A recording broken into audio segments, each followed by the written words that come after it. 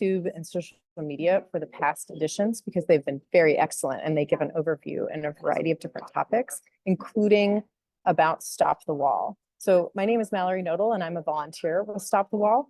I'm going to be hosting today's webinar. As you can see, we have a lot of panelists today, and it's really exciting because all of these women in front of you represent different campaigns that are being run around the world to great effect. And so they're going to give you a little bit of information about what they're doing, and then we will, as always, save time for questions at the end. If you want to submit a question, you can actually do that at any time. In the webinar, there's a question and answer function where you can submit a question. We'll see your questions. We'll either answer them by writing to you or sending you links, or we can answer them aloud. And we'll save that until the very end.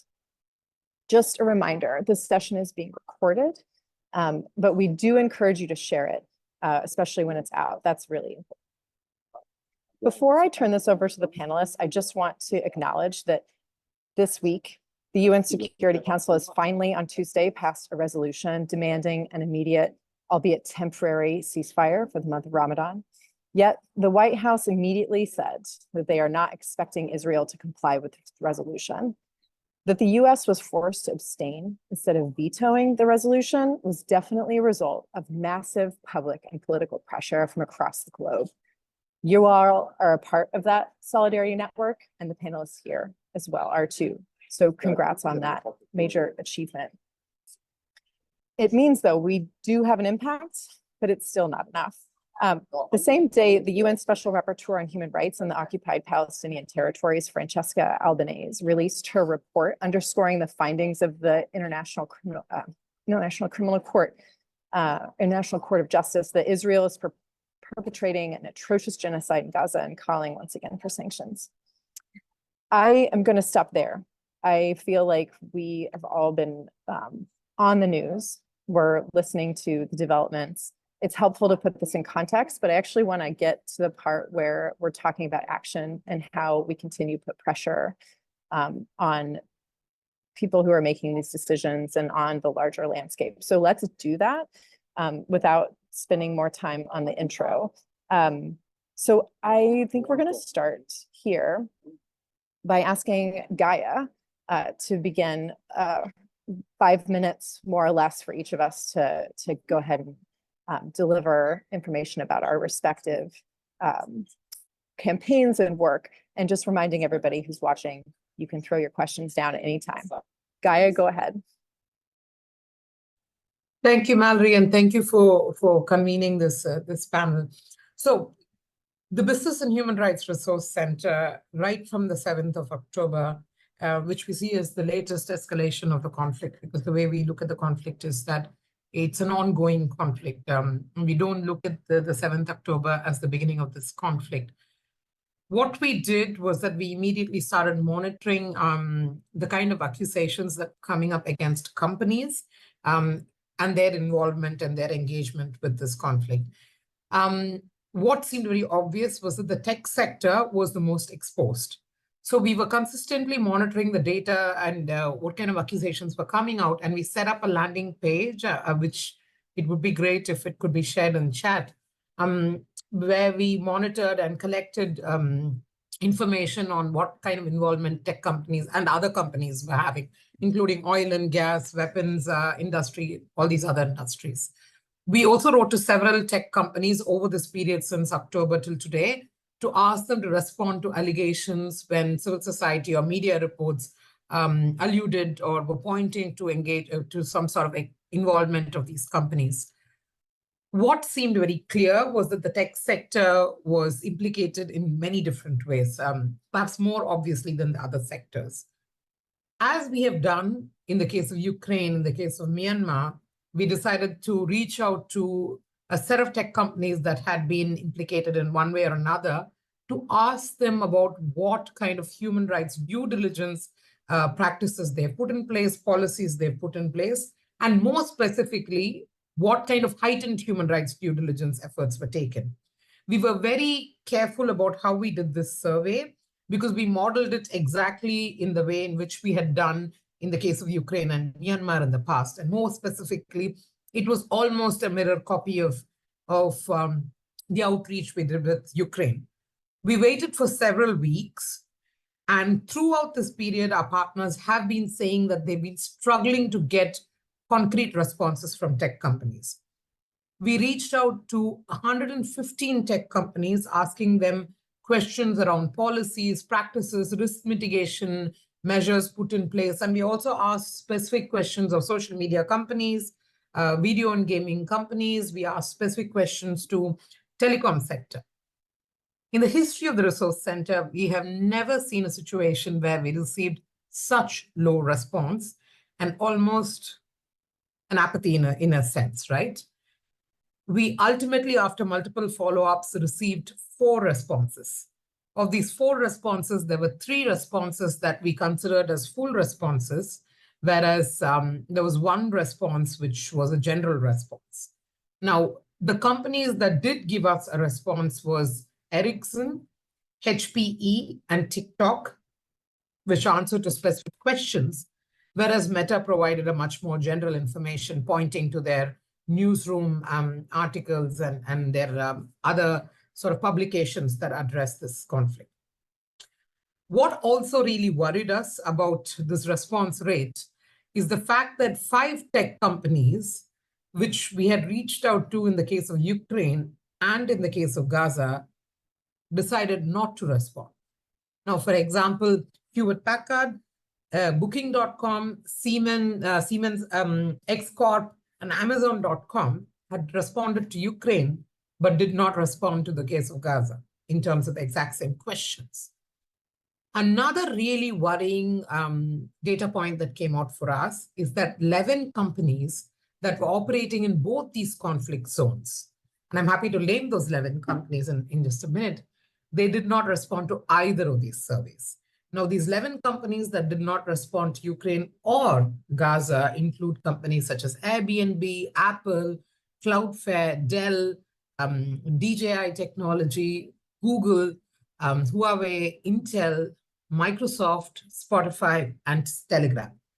Now, in case of Apple and Telegram, there has been a larger problem with opacity because we've generally not received responses from them in the last 10 years. Now, these data points really kind of worry us in terms of transparency, which is the very basic tenet for us in terms of at least being able to receive information and being able to ask questions of tech companies. Given all the allegations that are coming up in terms of genocide and the building evidence relating to genocide, I would have thought that tech companies would have been a little bit more willing to demonstrate their efforts. But this really is, at the moment, a really worrying trend for us. And the analysis on the tech company survey will be out possibly next week. I'm also happy to share an RSS feed, which links back to our website, where you'll be able to get updates on what news and reports are coming out in relation to the occupied Palestinian territories, and also how companies are responding or not responding. Thank you. Thank you, Gaia, so much. And I already see there's a question for you in the chat, so this has sparked interest in folks. Next, I'm going to invite Kate. If you want to turn on your video, we'd love to hear from you. Awesome, thanks. Welcome. Go ahead. Great. Thank you so much for having me, everybody. I'm Kate. I take feminine pronouns, and I'm here representing the Tech Workers Coalition, which is a volunteer-run kind of international network of people who work in and around the tech industry. So we have your labor organizers, union organizers, content moderators, community organizers, researchers, and friends in the broad tech industry. I kind of want to start out by taking a bird's eye view. So I'll start by sharing a little anecdote. Right after October 7th, there was a big emergency action in the Bay Area, and I was attending, and you know, we're planning an action, and there was a request for various labor groups to bring their contingents, so healthcare workers, service workers, teachers, and so on. And we all had to kind of give a number of how many workers we were able to provide. And I frankly didn't know what to say because we haven't really been organizing as a tech worker contingent. So for me, that was a real kind of wake up moment of, okay, like here's a moment of crisis and we want to meet the moment. And there's a lot of activation and energy happening in the tech worker space. But at the same time, we don't really have a strong base to show up to be able to throw down for Palestine in this moment. So I share that anecdote to kind of contextualize that we're in this like crisis moment, both with lots of tech workers who are being activated, who are learning about our complicity in the tech facilitated military supply chain. But at the same time, we're seeing, at least in the US, union membership and union busting happening all across the board. Layoffs happening across the board in the tech sector. So we're in this really, really fraught moment. And of course, we're working with, fascist governments around the world and fascist media landscape. So it's in many ways a really hostile landscape to be organizing. So not to be a Debbie Downer, but I share all of that because I think, especially as we're thinking about how can we show up to meet this moment, it's important to be realistic about what we can provide and where we need to go from here. So for the Tech Workers Coalition, we've kind of been seeing 3 areas of involvement cohere depending on tech workers and their relationship to their workplaces. So on the first hand are like the really exciting campaigns like No Tech for Apartheid.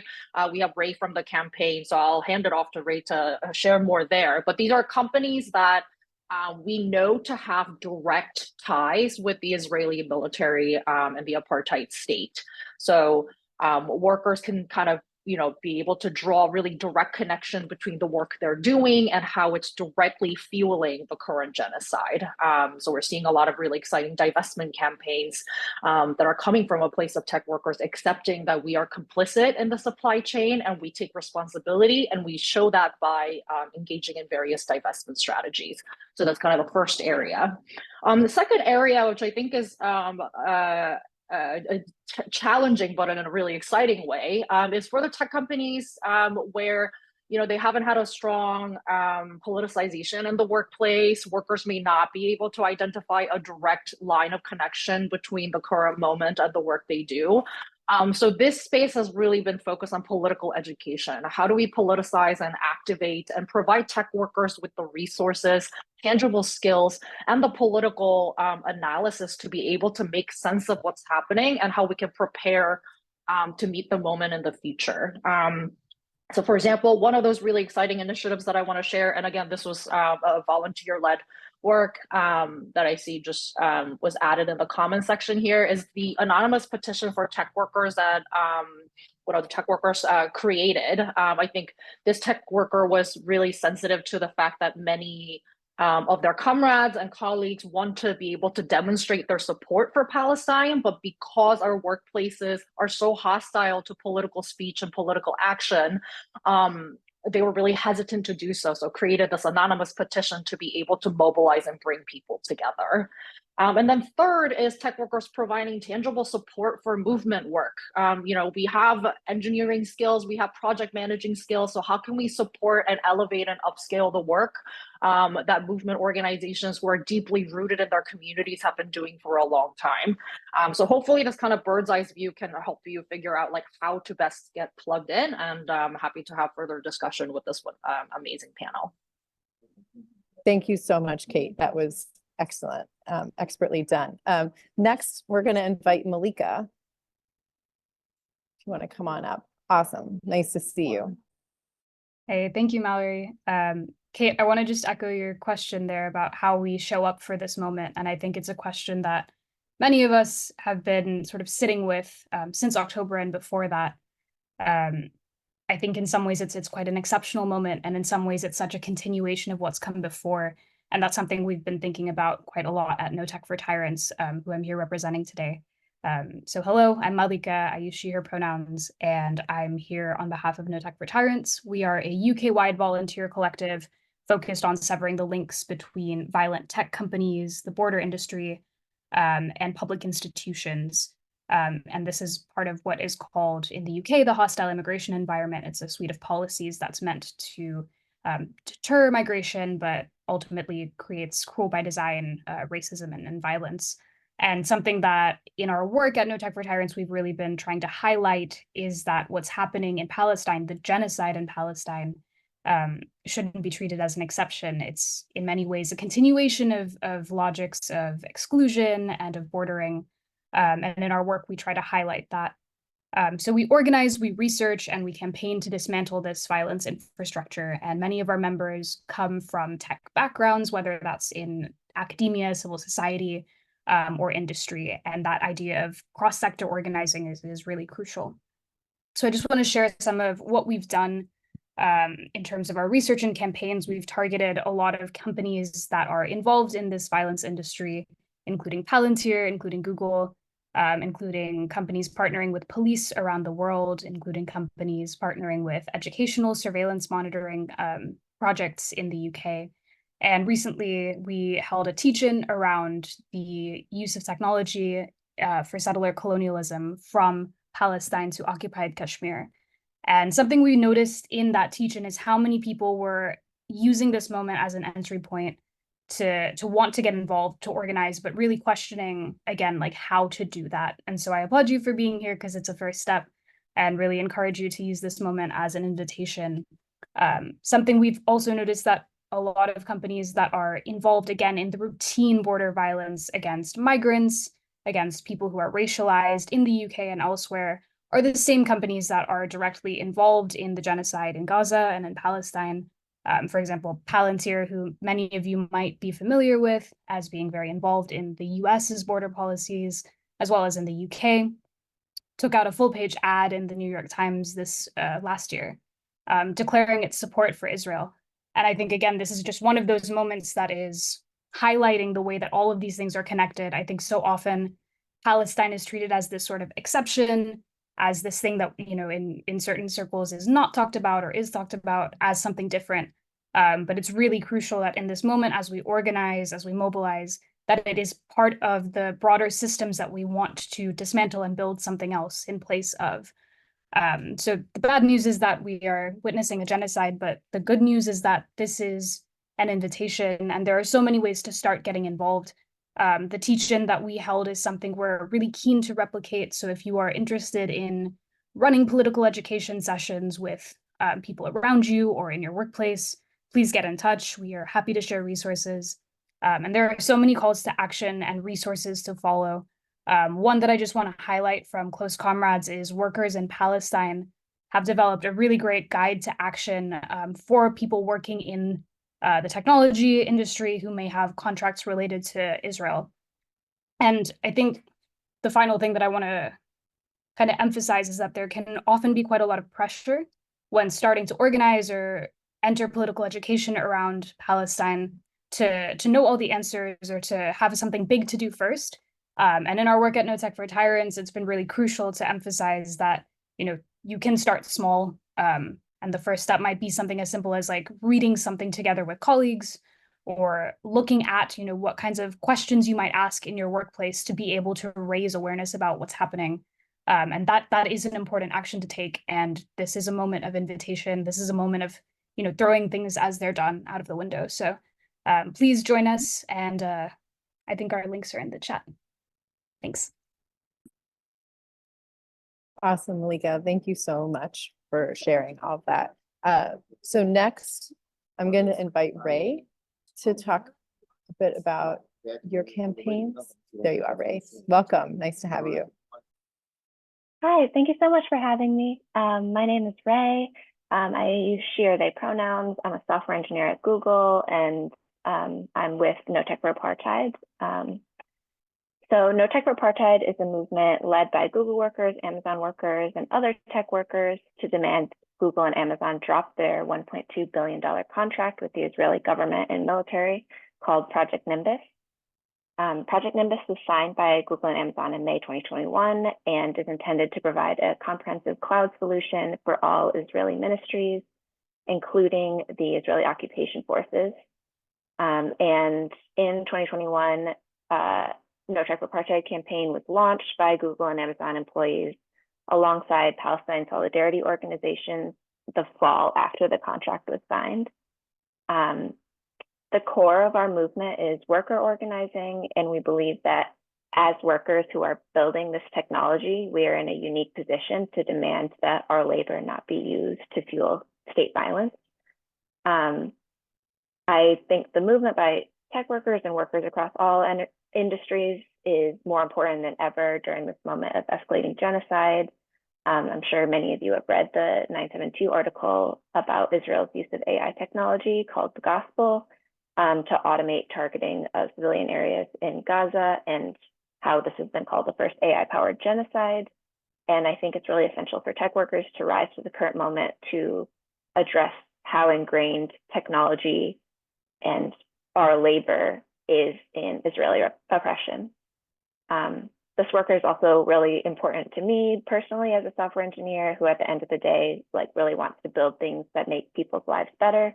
And unfortunately, because of the way capitalism and big tech work, that's not the way our labor is being used. And the tech industry has been solidifying themselves as the new war profiteers. And yeah, I think so many people in this call have been organizing around that. And I think the rising to meet the current moment with that is super essential. I also think the No Tech for Apartheid campaign is super essential to, first and foremost, to heed the BDS call to end all support and complicity in the Israeli occupation and the ongoing genocide of Palestinians in Gaza. And I also believe it's super essential to join the greater movement of workers to stop powering state violence in Israel, the US, and across the world. A major inspiration for No Tech for Apartheid is the work of the Polaroid workers movement, which was a movement led by African-American Polaroid workers in the 1970s to demand that Polaroid end its work for the South African apartheid regime. And after years of consistent organizing, they were successful, and Polaroid was one of the first major American companies to cut ties with South Africa. And I think it's really important for workers today to try to follow their example and continue organizing. Support for our work, and I think, as Kate mentioned, that like this filling this gap and this need for like a tech worker response to what has been happening has really exploded over the last few months. And at No Tech for Apartheid, we've been working on building our base, leading teach-ins, organizing internally at our companies, and connecting with other tech workers to like bring out contingent protests and like rise to the current moment. Another crucial part of our work is like cutting the talent pipeline to companies that support apartheid Israel, and we've been organizing with students who have been leading their own teach-ins and disrupting career fairs. We also have a student pledge I can plug in the chat at the end. Another major action we've had in New York is disrupting the Mind the Tech conference, which is a Google-sponsored Israeli tech conference where Eric Adams and the mayor of Jerusalem were opening speakers. Like Google workers found out that Google was sponsoring this and almost immediately came up with a petition and got 600 signatures over the weekend, and pulled together to organize a rally with community members and ended with a Google worker disrupting the conference. The video of the worker disrupting the conference was spread super widely and received like a lot of support, and Google ended up firing the worker.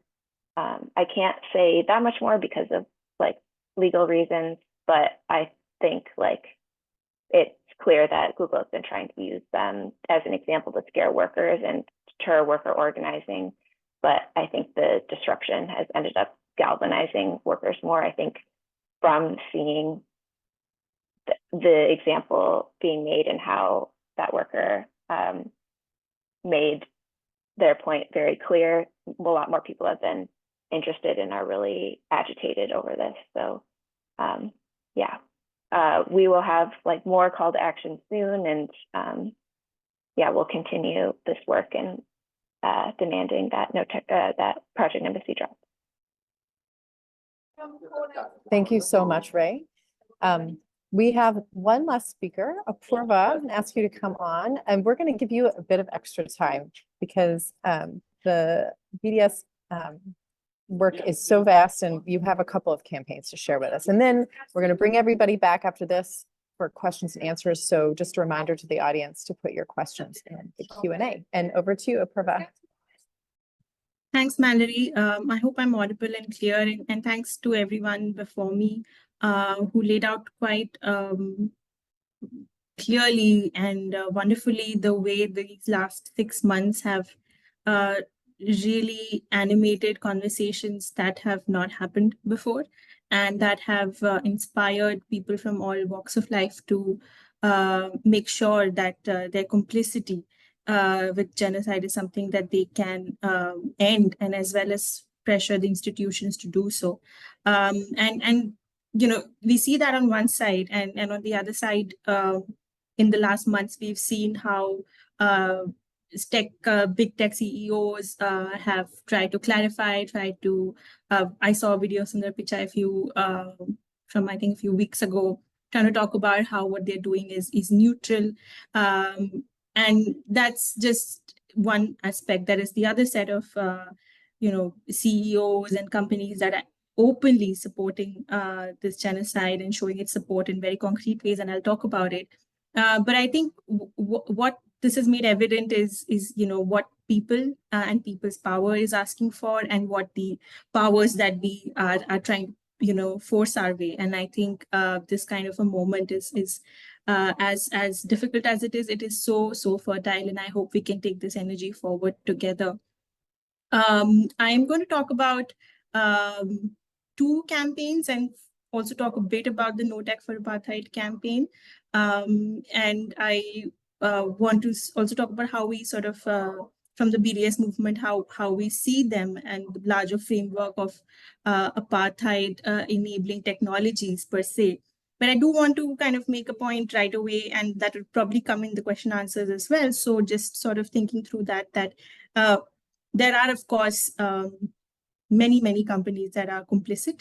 And I think where we have the capacity to act to stop that complicity is extremely important. But from the BDS movement, we think about these contracts that these companies have in terms of the complicity, the extent of complicity, as well as the viability and context sensitivity of a campaign. So of course, it's a dynamic, moving strategy, but it does mean that the focus is to get a lot of energy towards few targets rather than a lot of energy and enthusiasm dispersed, so that we're able to achieve concrete results. So that's something I want to clarify in the beginning, and we can talk more about it in terms of strategy.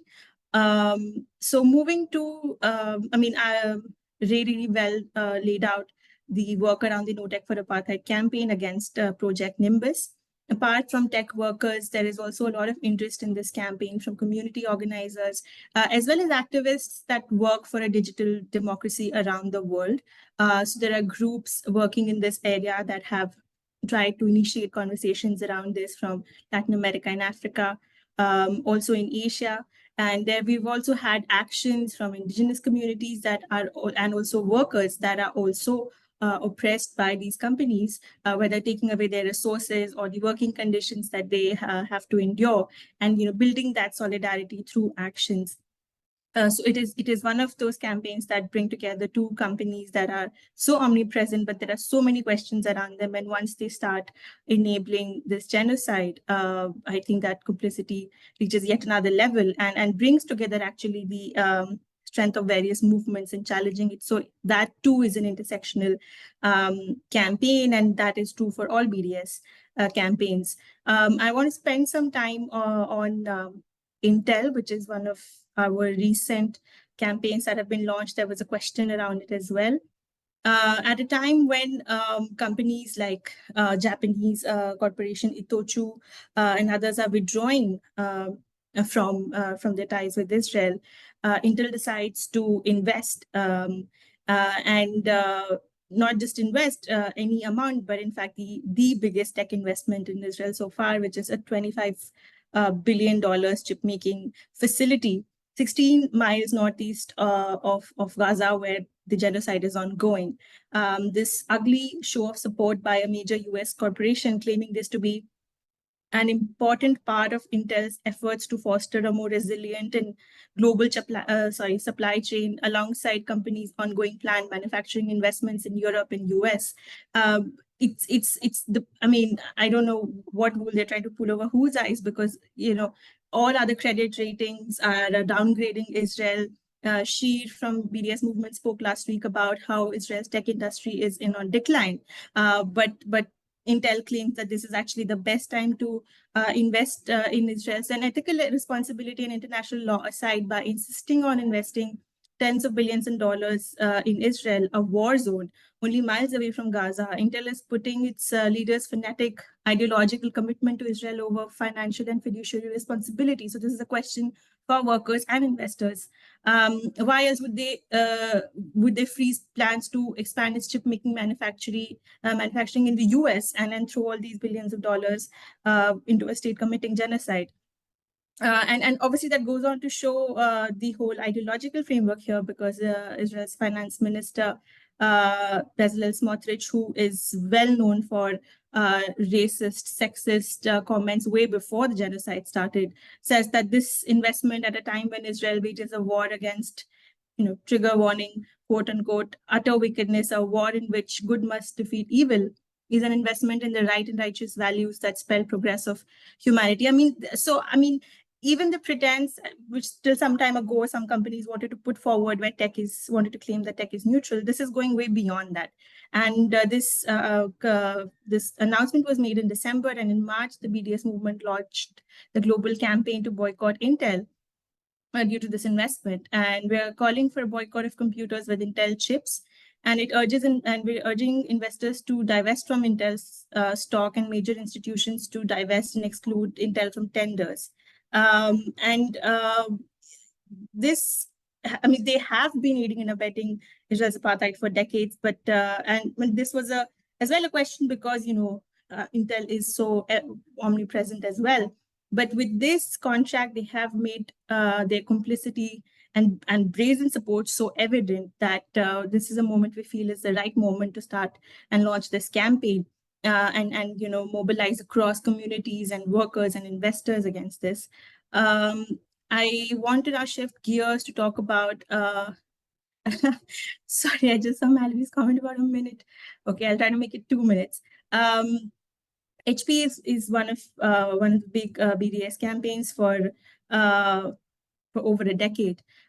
Some of you might know that the HP company has known split. And HP Inc. is now responsible for hardware and HPE for servers.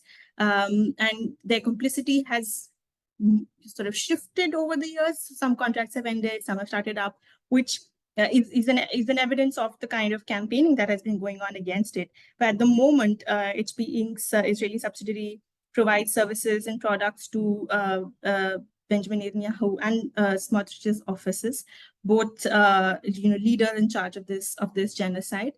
HPE provides maintenance services for the police as well as the prison services, and we've seen way before these last nearly 6 months, but in the current moment that Israeli police that is attacking Palestinian citizens of Israel, arresting, repressing the prison structure. We've heard about what's happening with the arrests in West Bank, and also how workers were treated in the period right after October 7th. HPE provides these sort of unique servers for Israel's Population and Immigration Authority. So, and this is the basis of the internal ID sort of structure. So the residency, the Palestinian citizens, the settlers, everybody, relies on this ID system. So this is the backbone of this apartheid. And these contracts continue with HPE, and we have this information around HP Inc. also. So we're continuing to campaign around this. And in the last months, several institutions have taken interest in boycotting HP Inc. and divesting from HPE much more than before. And I really see that these campaigns will also continue to be popular. And I just want to sort of close off by saying that while we see this agitation arising around the world. By ending complicity of these corporations, we can ensure that there is accountability and this complicity by corporations, and forcing our labor, as Ray said, into committing genocide can be avoided, can be stopped, and as well as being a very concrete way of building solidarity with Palestinian people now, and as well as what happens day after tomorrow, what happens further after. These campaigns can continue and strengthen and make Palestinian solidarity the mainstream of what people want to do, and not the way it was seen till a few months ago. So I took a lot of time, but I hope I was able to convey some campaigns, and I hope to see the people here in conversation later. Thanks, Mallory. Thank you so much, Apoorva. Stay on camera. We're going to call all of the panelists back because we actually want to now go through some of the questions in the Q&A and just, try to round out this absolutely excellent panel. I just can't thank you all enough for joining us. So I wanted to call out a really specific question about Cisco. I think this is directed at Gaia because the BHRC has Cisco as a list. Can you talk just briefly about the action that was taken to highlight Cisco's complicity? Sure.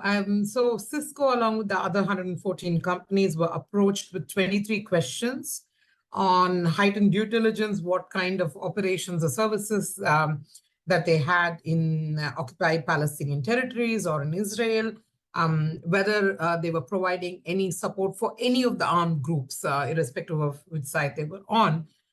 There were many questions around that in terms of heightened due diligence, what risk and mitigation measures were in place, what grievance mechanisms had been put in place. When we publish our analysis next week, hopefully by Friday, you'll also get to see the survey questions. If there's any way for Cisco to respond, we might still be able to include their response. But at the moment, Cisco has not responded. Awesome. Yeah, thank you for that update, Gaia. Ray, you're going to maybe look at the talent pool disruption question. I think it's just generally asking you if you could provide more details on this. Yeah, so No Tech Apartheid does have a student pledge that I will put in the chat right now.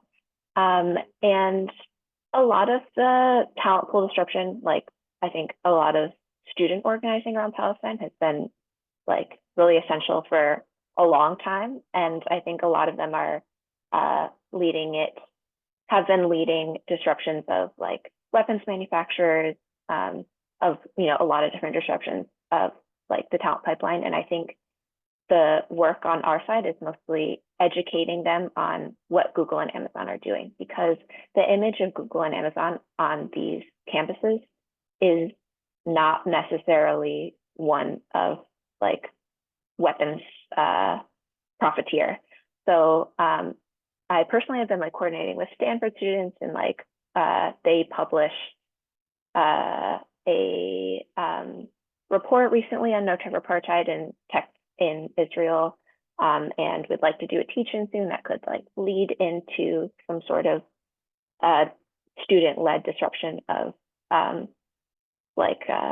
career fairs. And I know there's someone at Cambridge that's been working for a long time with the campaign on organizing people there. And yeah, so I would say that the talent pool disruption is led by the student organizers that have been doing this work for a long time and have been a core of the movement for such a long time. And that the goal as No Tech Apartheid tech workers is to facilitate connections with the students and make sure that they are also know about what Google and Amazon, big tech companies that aren't explicitly war profiteers, but are in this current moment. Right. Thank you for that, Ray. This one, I think, so this next question is, what can tech workers outside Google or Amazon concretely do to help stop Project Nimbus? As we know, they're so powerful and embedded in everyday day-to-day life that a boycott campaign is probably not feasible. Kate, did you want to take that one? I'll leave it to Ray to kind of add about specific asks from non-Amazon and Google workers for Project Nimbus, but I wanted to take this question as an opportunity to encourage all of us to think really expansively and boldly about what we can do in this moment in a tangible way. Obviously, No Tech for Apartheid is addressing a really specific contract with Project Nimbus, but there are so many other ways in which tech is playing an integral role in facilitating the current moment. So for example, one of those issues that we're seeing consistently is around content moderation. I know a lot of us in the room are seeing the day-to-day realities of shadow banning. Some of us are content moderators ourselves who are probably experiencing some degree of moral injury, seeing the double standards between, let's say, Russia and Ukraine versus Palestine and Israel. So we're noticing all of these things. And I think the important thing, again, taking inspiration from the call for BDS, is to consolidate these efforts and think about how can we be effective in mobilizing and packing a punch where we can. And in order to do that, we need tech workers to be prepared. So again, Project Nimbus and No Tech for Apartheid is able to meet this moment because Google and Amazon workers have been doing the work of unionizing, politicizing their workplaces, getting connected to community organizations. If you find yourself in a workplace where that's not the case, then start small and start actionable by politicizing your workplace. Do political education. Talk to your coworkers about how these things are related. Start with a point where you can make direct connections and encourage your colleagues to join you in being able to map out the tech side of the supply chain of the genocide, and also not specific to Palestine. Like Apoorva mentioned, we want to be ready for tomorrow. We want to be ready for months later. And all of that happens with the grueling work of politicizing and preparing each other.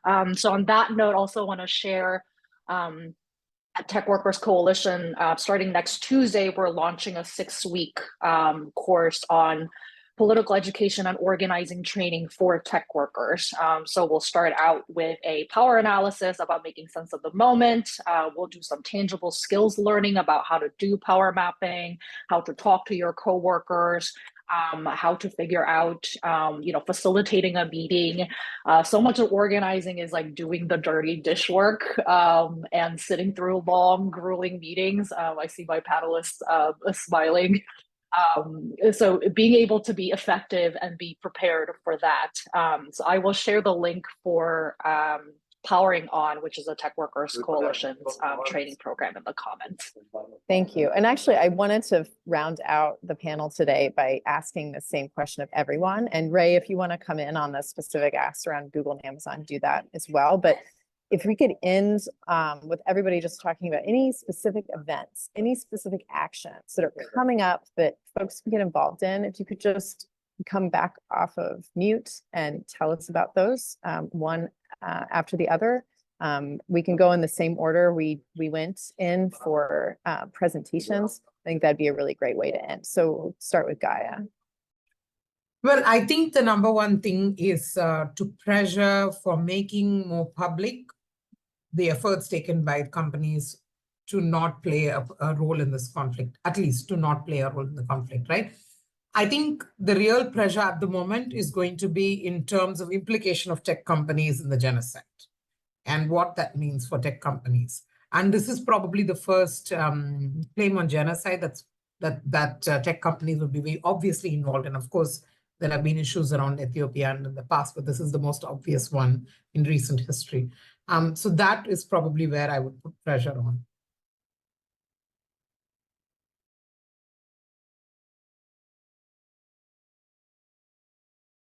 Sorry, then Kate, you just went. So let me go to Mallika.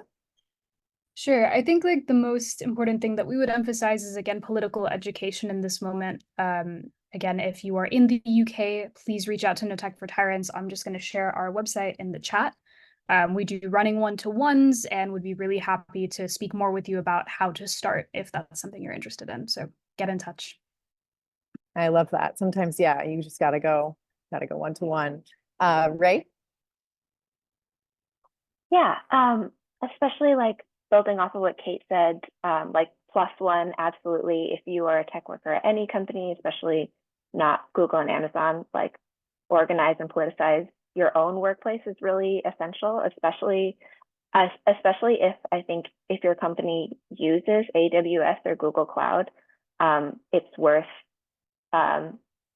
organizing with your coworkers, and it's like, what does it mean that we, there's a divestment pressure campaign against Google and Amazon, and our companies use these tools as well.